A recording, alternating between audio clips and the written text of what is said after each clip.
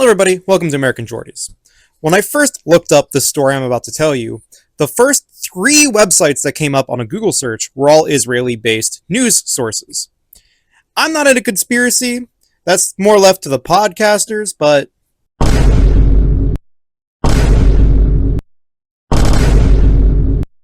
like and subscribe for more. I'm not expecting this one to do well, nor do I want it to do well in case someone comes after me. Ooh, the boogeyman! So I'm just going to read from the script, make this really easy on me.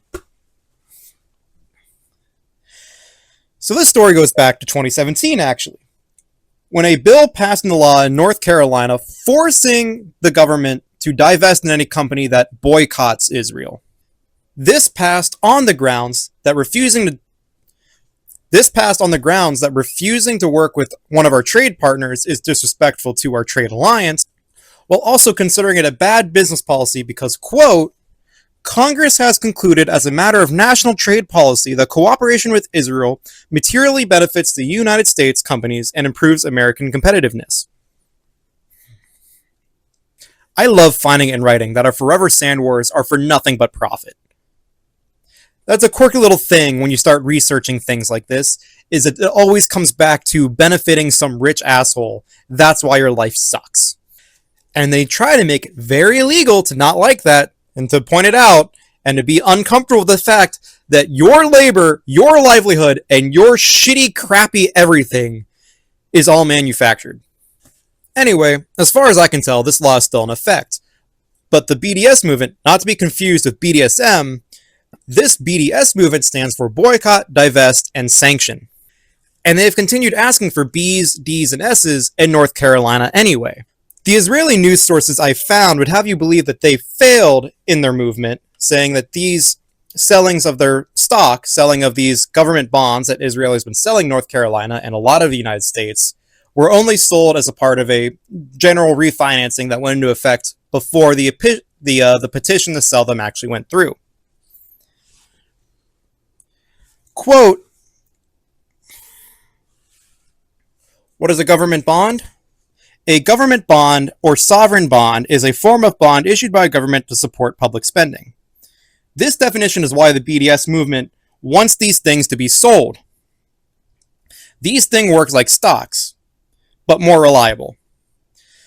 They increase in value as long as you hold them, but this also creates a conflict of interest for everyone holding an Israeli government bond, because their colonialism in Palestine has to be successful in order for them to profit from these bonds. This Guardian article from 2023 says that we have bought $300 million in Israeli government bonds in direct response to the Israeli-Hamas war. Let me remind you that Israel likes to throw out the word Hamas whenever they find a Palestinian they just don't like, whether it's a woman, a child, or an actual soldier. And God forbid they're protecting a house, a child, a woman, a hospital, a food source. God forbid that they have the right to protect themselves. They are just Hamas. And they throw this word out to anyone, even if they're not confirmed Hamas, just to justify their murder. Here is a clip of an Israeli politician saying that even after they get the hostages back, they'd like to continue the war. Also that every child currently born in Gaza is already a terrorist. אלה צריכים להיות מחוסלים. ביום שאחרי השבת כל החטופים הביתה, צריכים להמשיך את המלחמה, והיא תימשך. אין לי ספק שהיא תימשך. כי אי אפשר לחיות עם היצורים האלה לידינו. שומעת פה מנגינה אחרת, כלומר, אתה אומר אפשר ללכת לשלב השני, להחזיר את כל החטופים, ורק אחר כך לחדש את המלחמה, לא לפני השבת כל החטופים. כן, לא, תראי, זה מנגינה שאני מנגן אותה הרבה בתקופה האחרונה, כן? זה אזור רצועת עזה שתולה במחבלים. כל ילד שנולד עכשיו בדקה הזאת הוא מחבל מראש, איך שהוא נולד. Doomed if you do, doomed if you don't. Might as well fight back. According to this report from 2024 by the ICIJ, the International Consortium of Investigative Journalists, the U.S. has in total spent $1.7 billion on Israeli bonds, to the tune of $1.7 billion free dollars to be put directly into the war effort against starving children. And each dollar creating a politician, a state, a treasury dependent on the success of their war effort. Let that sink in.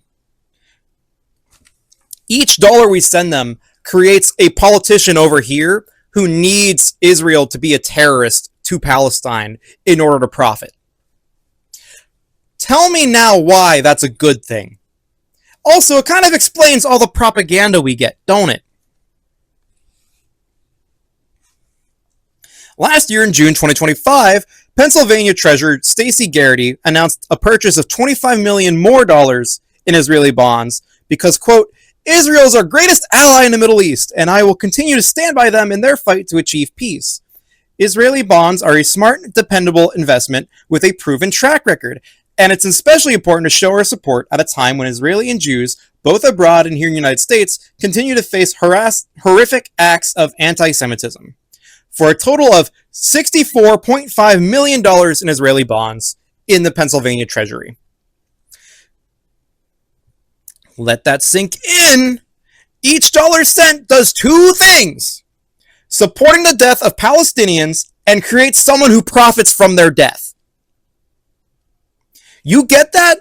It's not just a proven and sound investment. It's blood money. Literal blood money.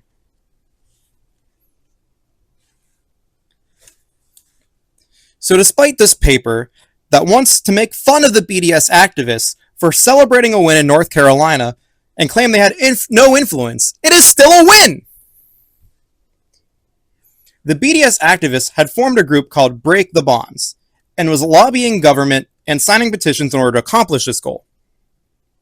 The fact that North Carolina sold 6.7 million blood bucks on top of their Democratic Party calling for a total U.S. arms embargo to Israel and their Democratic rep refusing donations from AIPAC, it is clear to me that even if the BDS group isn't directly responsible, the North Carolina Democratic Party wants to be as separated from Israel as possible. North Carolina isn't the only ones either. Michigan sold 10 million in their Israeli bonds, and Minnesota sold 13 million. Now, in all three cases, the official position is unchanged that they have stated that groups calling for the divestment from Israel are not the reason to decide to sell these trustworthy and proven investments.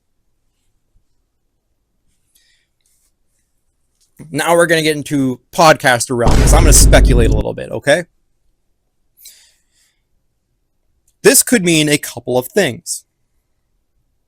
These investments aren't as good as they sound, or they have something to protect by not officially aligning with these groups. Now, we all know Israel likes to retaliate, but let me dive through the first option a little bit. How deep does support for Israeli run in America? And how fruitless is this war effort really? These millions and billions of dollars we're sending them, are they quite literally getting burned up on the battlefield? Is Israel secretly desperate to return the investment? Is that why they can't maintain a ceasefire? Is this business about to collapse in on itself because it can't maintain both its reputation and its product?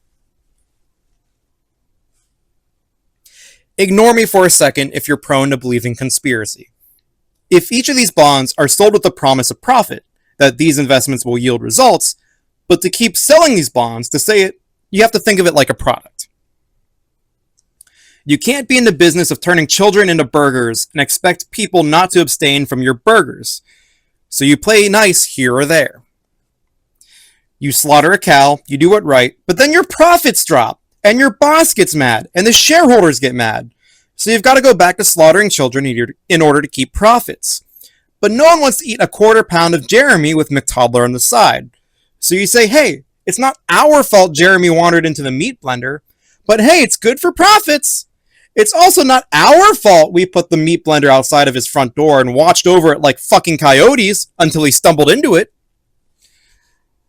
But now they have to choose between keeping their customers or keeping their profit. And in the business world, that's a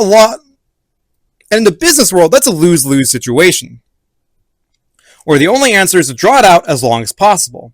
And the high likelihood that these bonds can't actually be paid unless they completely conquer Gaza and redevelop it into housing, and that canal they want to make, the Ben Gurion Canal, that if they were to dig out either... The Ben Gurion Canal, that if they were to dig out, would either have to go straight through Gaza or detour far north of Gaza, and will let Israel profit from the traffic they'd steal from the Suez Canal, the primary shipping route that connects Europe and Asia. and they gotta keep propaganda rolling and blackmail farming so that no one fully stops their plans until they deliver the product that they promised. So I ask you, what would a complete and total divestment accomplish? It would effectively boycott Israel's bad business practices.